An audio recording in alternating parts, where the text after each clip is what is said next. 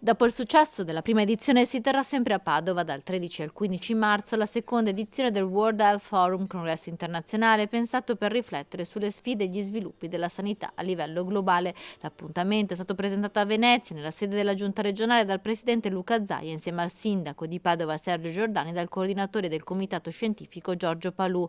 Questa seconda edizione avrà come argomento principale la terapia genica. La terapia genica avrà sicuramente un'evoluzione e la sta già avendo nell'ambito dei tumori e anche delle malattie infettive, perché pensare di eradicare una malattia genetica come l'AIDS, quindi il virus che si integra nel nostro genoma e viene trasmesso come tratto ereditario alla progenie, quindi non si può che fare ricorrendo a tecnologie di questo tipo. Quindi questo sarà uno degli argomenti importanti. Nella 3 giorni di meeting si parlerà di medicina come prevenzione e benessere, medicina molecolare, terapie avanzate, ma anche di pandemie passate e di virus. Ci saranno almeno 3 relatori che parleranno di come utilizzare i virus per curare i tumori.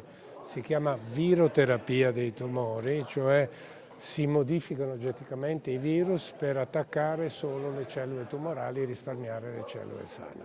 L'anno scorso i partecipanti sono stati circa 3.000 con 35 università coinvolte e 13 centri di ricerca internazionali, un successo che dovrebbe essere bissato quest'anno e che potrebbe diventare un appuntamento annuale come auspicato dal sindaco di Padova. Abbiamo un'università incredibile, un'azienda ospedaliera incredibile, per cui penso che sia il minimo.